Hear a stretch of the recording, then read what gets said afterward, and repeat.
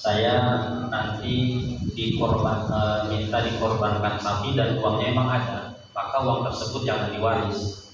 Tapi kalau selain harta, itu namanya iso, itu tidak harus dilaksanakan. Misalkan saya minta dikuburkan di Lengkong, mau dilaksanakan silahkan, tidak pun tidak apa-apa. Saya mau dikuburkan dekat abah siapa itu namanya iso. Kalau sebaiknya dilaksanakan. Tapi jika wasiatnya itu bertentangan, seperti misalkan menyatukan dalam satu kubur, itu kan jelas bertentangan.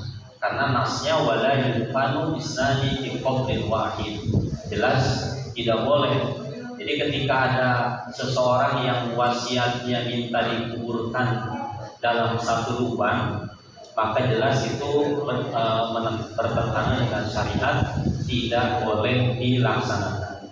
Kecuali kalau misalkan nanti kalau saya meninggal, saya dikubur di bekas kuburannya kakek saya, dan itu sekitar 4 tahun, kan boleh ya, karena kan sudah lama, ada kemungkinan kuburannya sudah menjadi tulang belulang, dan itu terbiasa terjadi di makbarah baki atau mahla ya. Jika akan ada yang meninggal, maka dibuka terlebih dahulu. Kalau masih utuh, maka tidak boleh ditumpuk. Tapi kalau sudah tidak utuh atau sudah tinggal berulang, tinggal diganti saja. Ya, kalau seperti itu diperbolehkan. Ya, jadi itu yang perlu dibedakan antara wasiat dengan iso ya.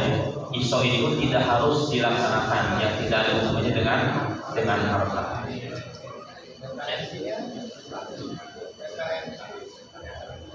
Baik, terima kasih. Jadi intinya jelas ya, Bapak-bapak, intinya jadi berwasiat yang berkaitan dengan harta wajib dilaksanakan. Kalau berwasiat bukan dengan harta ada 2. Kalau bertentangan dengan syariat tidak boleh dilaksanakan. Kalau tidak bertentangan dengan syariat sebaiknya dilaksanakan. Barangkali begitu ya. Deal, Sadil. Terima kasih.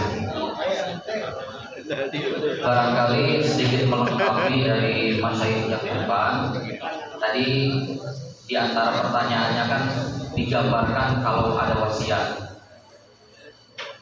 Dalam keterangan kitab Nihayat Zain di sini sudah sangat jelas. Wala yajuzu jam'u sunaini fi qabrin wahidin, tidak boleh mengumpulkan 2 mayit ataupun lebih dalam satu kuburan. Bagi fardhu wahidin fi qabrin, tapi langkah lebih baiknya untuk dipisah. Namun keterangan selanjutnya, na'am yustasna min hurmatil jam'i ma law awsa kullun minal mayyitaini bidzalik. Ada pengecualian. Segala hukum itu pasti ada pengecualiannya. Nah, di sini pengecualiannya ketika ada wasiat. Misalnya ada ahli mayitnya atau mayit itu pernah berwasiat untuk dikumpulkan di dalam satu kuburan. Fayajuzu li'annal haqqo lahu, maka hukumnya boleh. Jadi jawabannya boleh kalau ada wasiat seperti itu. Dan nanti ada lagi catatannya, yaitu adalah ketika misalnya darurat itu di sini digambarkan misalnya karena keterbatasan tanah, keterbatasan TPU tempat seperti itu. Mungkin saya hanya membacakan ibaratnya saja supaya lebih efisien. Silakan dilanjutkan. Ya, terima kasih. Jangan dulu pusing. Yang pertama boleh, yang kedua tidak boleh, yang tidak boleh, yang kedua boleh. Ini biasa sengketa pendapat para ulama. Kita bahas bersama-sama. Untuk selanjutnya jawaban dari Bapak yang mengatakan bahwa minta kejelasan mengenai makbaroh. Jadi perbedaan makbaroh antara habaib dan para ulama.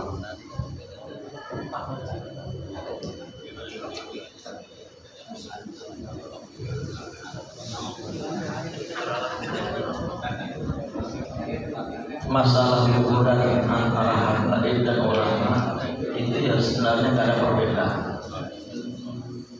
Dan yang bilang kuburan habaib pasti mewah, nah itu kita kurang jauh jalan-jalannya. Dan yang bilang kuburan ulama itu nggak mewah juga, pasti nggak mewah juga, kurang jauh mainnya. Ini Intinya ada. Intinya masalah perbedaan, tidak ada perbedaan antara kuburan ulama maupun habaib. Kalau dalam Fathul Mu'in sudah sering dibahas ya. Jadi bina itu, hukum bina alal qabr, hukum membangun di atas kuburan itu kalau tanah pribadi makruh, kalau tanah wakaf haram. Kenapa? Karena akan menghalangi hak orang lain. Itu kan tanah umum, wakaf atau musabbal. Kalau dibangun nanti menghalangi yang lain, padahal di situ hak bersama.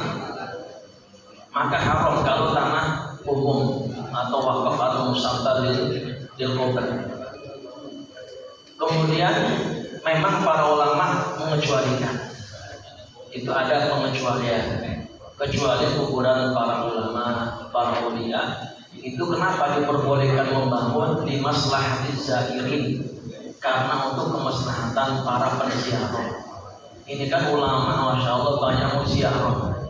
Sedangkan kalau nggak dibangun, nggak dibersihkan, ini kasihan. Kalau hujan bagaimana, banjir bagaimana, repot. Maka ulama mengecualikan kuburan para aulia termasuk ulama itu diperbolehkan dalam rangka untuk kemaslahatan para penziarah. Itu pengecualian. Jadi nggak ada kok kecuali habaib, nggak ada. Jadi berlaku semuanya. Kalau dia adalah ulama, baik itu habaib maupun bukan, tadi ada pengecualian yang sekiranya nanti akan banyak penziarah di situ. Itu diperbolehkan. Dan meskipun dia habaib, kalau bukan ulama, ya itu nggak boleh juga.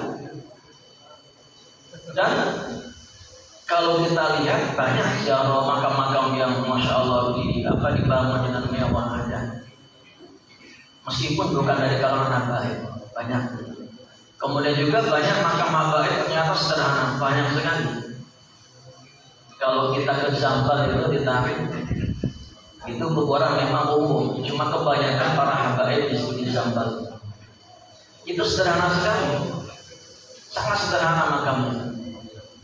Bahkan makam-makam yang masyhur itu Imam Baqir Muqaddam yang dari katanya Ki Arif bin Abang Imam itu ya, itu Imam Baqir Muqaddam. Ya sekilas nambahin dikit masalah mi'raj itu betul. Jadi mi'raj yang khusus Nabi itu adalah jasad dan ruhan. Mi'raj yang dengan jasad plus ruh itu yang termasuk khusus Nabi. Kalau para aulia mungkin mi'raj tapi ruh saja, nggak jasad. Mabaki Muqaddam itu bukan menceritakan depan umum Pak tentang mi'rajnya itu. Beliau kirim surat kepada gurunya, guru rohaninya, murabi ruhnya. Setelah dia sungguh mengalami mi'raj, konsultasi sama gurunya berupa surat risalah. Oleh gurunya dijawab, jangan terkesan dengan itu. Terus jangan terkesan itu fitnah ujian. Kemudian surat tadi disimpan dan dirahasiakan. Cuma oleh gurunya disimpan untuk koleksi pribadi atau para murid-muridnya.